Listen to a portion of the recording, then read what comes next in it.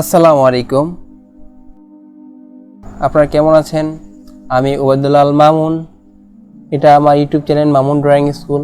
আজ আমি আপনাদের একটা সুন্দর একটা পেন্টিং করে দেখাবো। আপনাদের যদি আমার পেন্টিং ভালো লাগে অবশ্যই লাইক করবেন, কমেন্ট করবেন এবং শেয়ার করবেন। চলেন বন্ধুরা, আমরা আমাদের ওয়াটার কালার শুরু করি।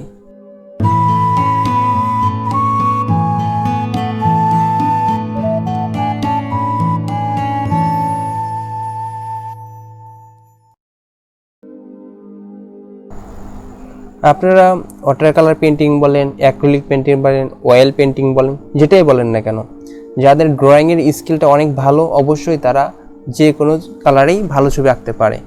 আপনারা যদি পেন্সিলের স্কেচগুলো ভালো হয়, পেন্সিলের ড্রয়িংগুলো যদি ভালো হয়, আপনি যে রঙটাই ব্যবহার করেন না কেন সেটা দিয়ে আপনি ভালো ছবি আঁকতে পারবেন। আর পেন্সিলে যত ছোটো ছোটো ডিটেলস করে কালার দেওয়া শুরু করতে পারবেন তত সুন্দর ছবি হবে। আমি খুব দ্রুত দিচ্ছি কারণ পেন্সিলের স্কেচগুলো আপনাদের বুঝতে কষ্ট হবে হয়তো, এই জন্য আমি এটা ফাস্ট করে দিলাম। এখন আমরা ওয়াটার কালার শুরু করব।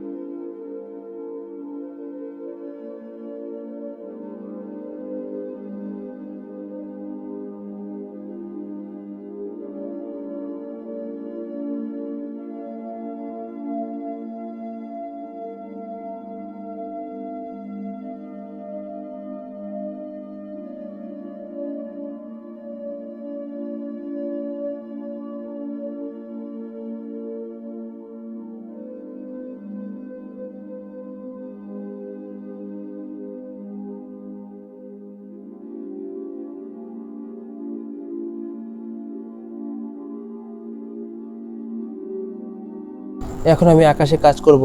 আকাশে কাজ করার জন্য আমি নীল রংটা ব্যবহার করছি। ফ্ল্যাট ব্রাশ দিয়ে আকাশ কালার করা অনেক সহজ হয়, এই কারণে আমি ফ্ল্যাট ব্রাশটাই ব্যবহার করতেছি। এটা 1/2 ইঞ্চি ফ্ল্যাট ব্রাশ। আমার ছবিটা তো অনেক ছোট হবে, এই কারণে 1/2 ইঞ্চি ফ্ল্যাট ব্রাশই ব্যবহার করব।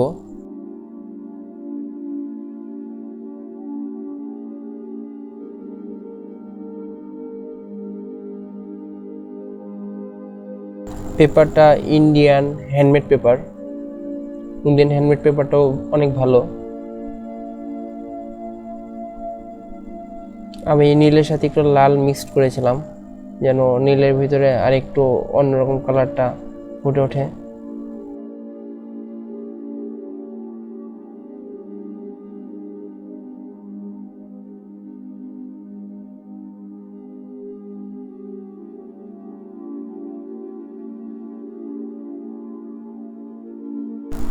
আপনারা অবশ্যই খেয়াল করবেন যে সময়ের সাথে সাথে ওয়াটার কালারটা একটু পর পর কালার পরিবর্তন করতেছে,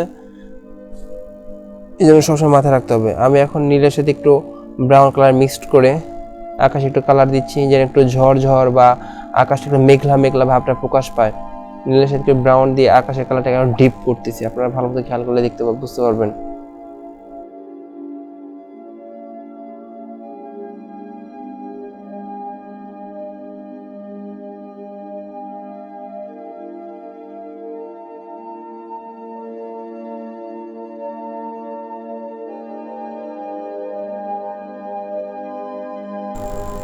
লেমন ইয়েলো, আমি এখন ল্যান্ডে একটু লেমন ইয়েলো দিব।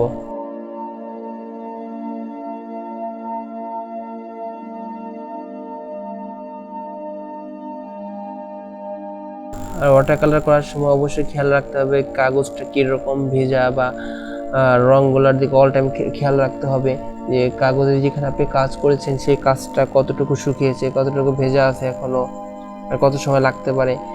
এটার দিকে ছবিও অনেক প্রচুর পরিমাণে ওয়াটার কালার করতে করতে এরকম একটা ধারণা চলে আসে যে কখন আপনি কী রং দেওয়া উচিত, কোথায় কী কাজ করা উচিত। যদি আপনাকে প্রচুর ছবি নষ্ট করতে হবে, নষ্ট করতে প্রচুর ছবি আঁকানোর পরেই হয়তো বা আপনি বুঝতে পারবেন যে কখন আপনার কী রং ব্যবহার করতে হবে। প্রথম দিকে ছবিগুলো কারোই ভালো হয় না, আমার ওয়াটার কালার প্রথম দিকে ছবিগুলো অতটা ভালো হতো না। সময়ের সাথে সাথে আমি কাজ করতে করতে হয়তো বা এখন যা পারি এই পর্যন্ত আসা। আর ওয়াটার কালার প্রথম দিকে অতটা ভালো থাকে না বলতে আপনি নিজের কাছে বিরক্ত লাগবে। অনেকে আমি দেখেছি আমার সাথে যারা আর্ট নিয়ে পড়াশোনা করে, ওয়াটার কালার অল্প একটু আঁকার পরে ছবিটা বাজে হয়ে যায়, এই কারণে কাগজটা খুলে ফেলে, ছিঁড়ে ফেলে দেয় এরকম। কিন্তু ওয়াটার কালার তো এটা তো আস্তে আস্তে কথা, প্রথম দিকে ভালো থাকে না, কিন্তু কিছু সময় অতিবাহিত হওয়ার পরে আপনি নিজেই বুঝতে পারবেন যে আপনার ছবিটা কতটা সুন্দর হচ্ছে। কিন্তু আপনাকে বুঝতে হবে যে কখন পানি কীরকম শুকাচ্ছে, কীরকম কাজ করতেছে, তাহলে আপনাকে নিজেকে বুঝতে হবে। আমি ছোটো তুলে দিয়েছি ওই ক্যারেক্টার ফাঁকে ফাঁকে যেসব জায়গায় কালারগুলো পৌঁছায়নি সেই জায়গাগুলো কালার পৌঁছে দেওয়ার চেষ্টা করছি।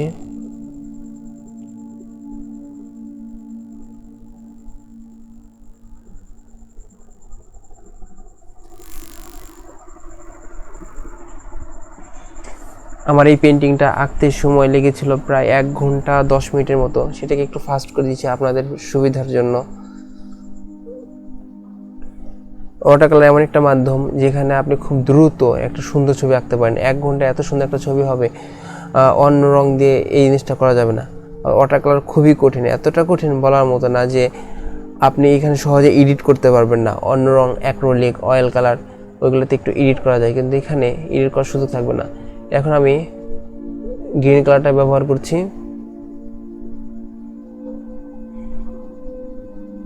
কাগজটা কিন্তু এখন একটু একটু ভেজা আছে, আমি ওই যে ইয়েলোটা দিতে লেমন ইয়েলো তার মাঝখানে এই গ্রিনটা ব্যবহার করছি। আপনার ভালো মতো খেয়াল করে দেখতে পারবেন যে আমি যে গ্রিনটা ব্যবহার করতে তা খুব আস্তে আস্তে আশেপাশে ছড়িয়ে পড়ছে, কারণ কাগজটা এখনও ভেজা। আপনি যখন প্রচুর পরিমাণ ছবি আঁকেন তখন নিজেই বুঝতে পারবেন যে কাগজে কখন কীভাবে কালার দিতে হয়, এটা বুঝতে পারবেন, এমনি বুঝতে পারবেন।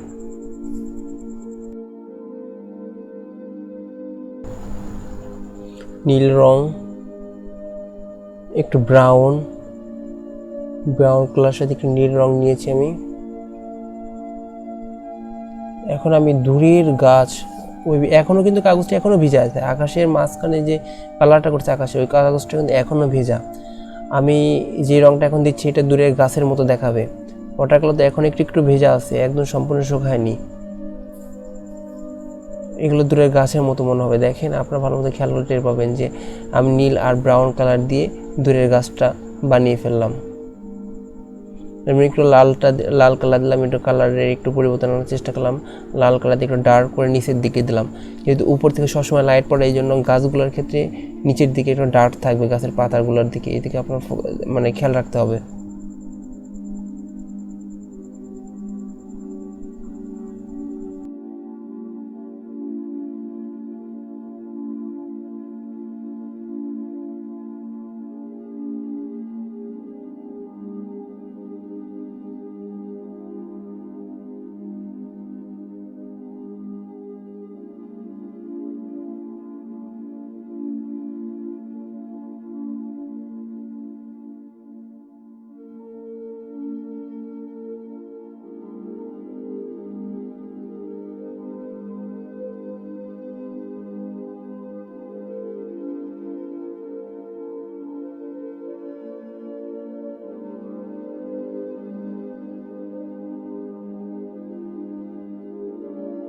গাছের দিকে রাস্তা তো একটু ডার্ক করতে হবে, তাই একটু ডার্ক করে দিচ্ছি, কারণ এই দিক দিয়ে মানুষজন অনেক হাঁটা চলা করে, এই সোজা কোনো ঘাস টাস নেই, এটা তো বোঝাইতে হবে আমাদের আঁকানোর সময়।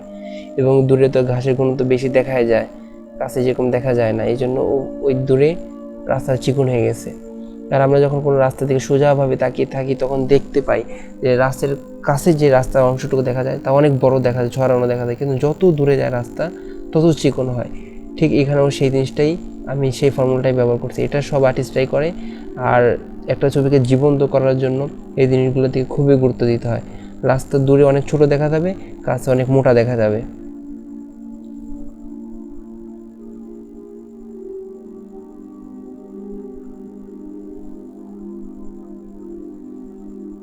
আমি ওই দূরের গাছের সামনে আরও একটা গাছ দিতে যাচ্ছি, এই জন্য ব্রাউন, একটু গ্রিন, নীল, রেড সব কালার একটু মিক্সড করব। একটু কালো নিলাম, যেহেতু কাছের গাছ তো এটা একটু আরেকটু ডার্ক হবে। কালো রঙটা সব আর্টিস্ট ব্যবহার করতে, বেশিরভাগ আর্টিস্ট কালো রঙটা ব্যবহার করতে মানা করে, কারণ হচ্ছে আপনি যখন কালো রঙটা ব্যবহার করবেন ছবিটা নষ্ট হয়ে যাবে।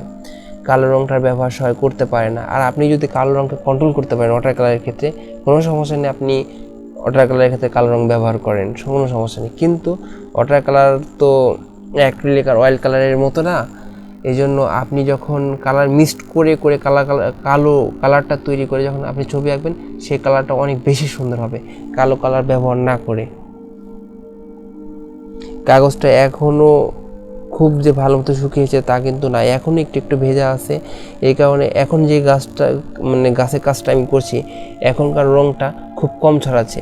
দেখেন আপনি যে দূরে যে গাছটা অনেক বেশি ছড়িয়ে গেছে গাছে, এই জন্য ওখানে হালকা একটু কাজ করব।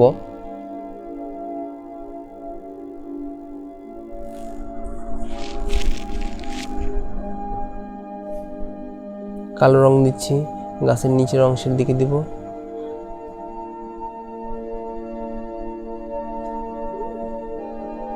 দু একটা পাখি বা দু একটা পাতা পুঁতে এরকম মনে হয়। কাগজ ভেজা আছে তো রঙ এমনি ছড়িয়ে যাচ্ছে, সমস্যা নেই। আপনি যাই দেন না কোনো ওয়াটার কালারের ক্ষেত্রে, ওই যেই জিনিসটাই দেন নষ্ট হলেও সেটা অনেক সুন্দর জীবন্ত মনে হবে। ওটা গাছের পাতারই একটা অংশ হচ্ছে।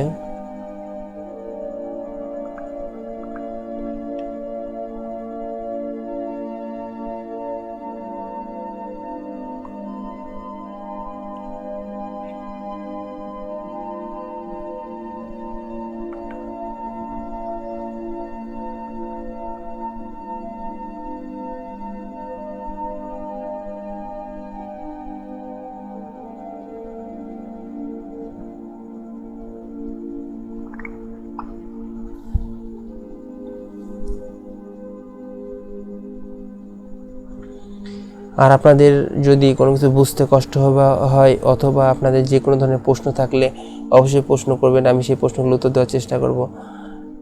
আমি তো আমাকে তো অনেকে অনেক প্রশ্ন করে ওয়াটার কালার বা আমি কোন কোন ব্রাশ ব্যবহার করি, কি পেন্সিল ব্যবহার করি। খুব দ্রুতই আপনাদের সামনে আমি কি পেন্সিল ব্যবহার করি, পেন্সিল পোর্ট্রেট আঁকার সময় কী কী পেন্সিল ব্যবহার করি, তারপরে হচ্ছে ওয়াটার কালারের ক্ষেত্রে কী কী ব্রাশ ব্যবহার করি, প্রথম দিকে আমি কী ধরনের ব্রাশ ব্যবহার করতাম, কোন রঙের কী ব্যবহার করতাম, এসব ডিটেলস আমি আস্তে আস্তে আপনাদের সব কিছু বলবো। শুরুটা কারোই ভালো থাকে না, শুরুটা সবারই অনেক খারাপ থাকে, ছবি আঁকা অত সুন্দর হয় না, আর অনেক সমস্যা থাকে, আস্তে আস্তে সব কিছু ঠিক হয়ে যায়।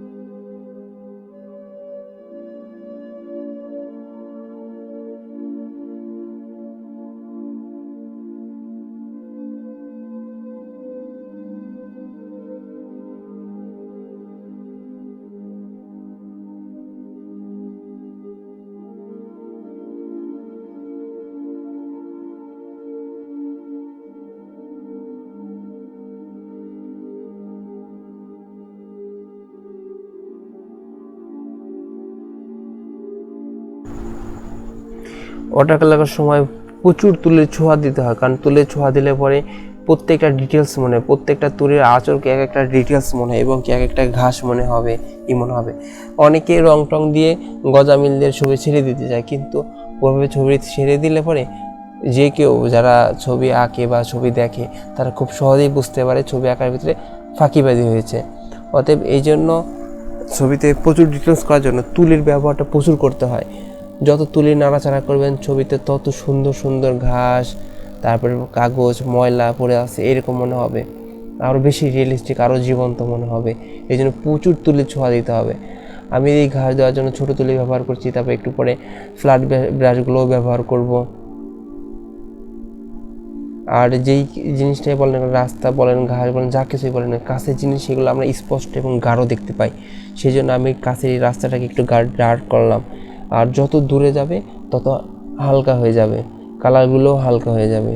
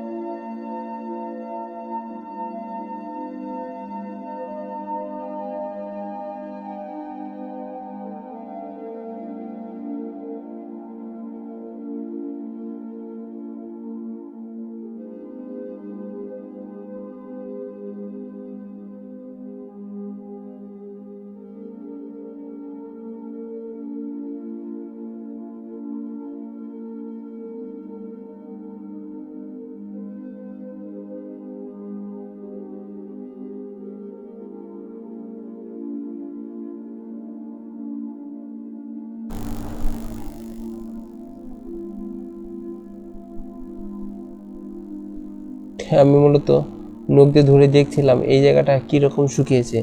এখন দিকে নিচের দিকে শুকিয়ে গেছে একেবারে, আর উপর দিকে শুকায়নি, এখনও ভেজা আছে।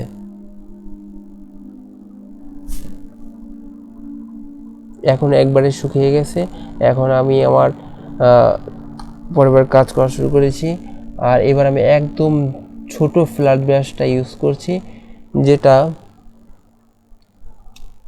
অনেক ছোট ফ্ল্যাট ব্রাশ। এটাতে আমি ছোট ছোট ঘাস দিব বিভিন্ন কালারে, একটু গ্রিন নিব, একটু নীল নিব, এই কালারগুলো নিয়ে নিয়ে ছোট ছোট ঘাসগুলো দেওয়ার চেষ্টা করব। জীবন্ত করতে যা করতে হয় সেই জন্য আমি ওইরকম সময় দেওয়ার চেষ্টা করব।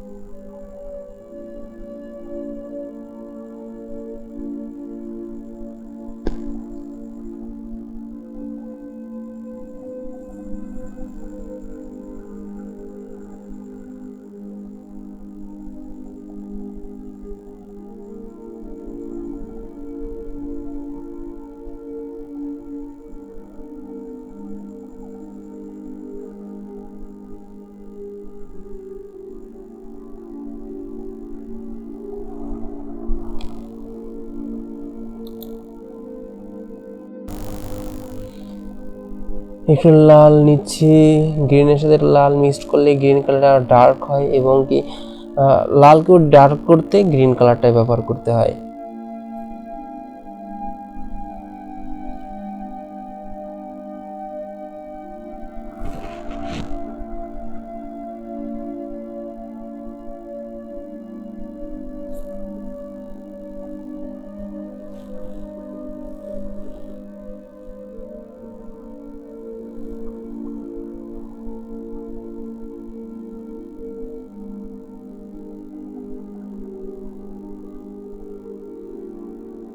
এখন আমি কাঁচের ঘাসগুলো একটু ডার্ক করবো, মাঝে মাঝে আরো ফুটে উঠবে।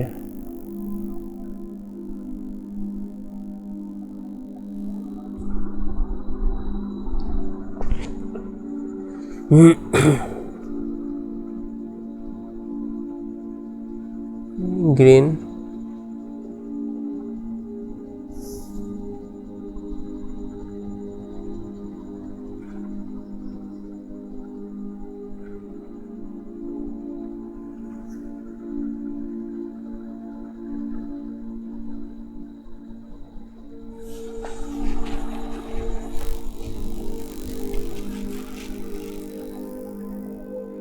গ্রিনের সাথে একটু রেড মিক্সড করলে আমি একবার বলেছিলাম, কেবলই বলেছি, তো গ্রিনের সাথে লাল মিশালে সবুজটা আরও অনেক বেশি ডার্ক হয়। আবার যখন আপনি লালের ভিতরে সবুজটা ব্যবহার করবেন তখন লালটাও আরও গাঢ় হবে। কিন্তু যখন লালের পরিমাণটা ওই গাঢ় কালার সময় বেশি থাকবে তখন লালটা গাঢ় হবে, আর সবুজের পরিমাণটা বেশি থাকলে সবুজটা গাঢ় হবে। এই দুটা কালার একটা কালারের সাথে আরেকটা কালার মিক্সড করে সবসময় গাঢ় করা হয়, কালারগুলোকে গাঢ় করতে হয়। আমি একটু ইয়েলো ব্যবহার করছি, গাম্বুশ।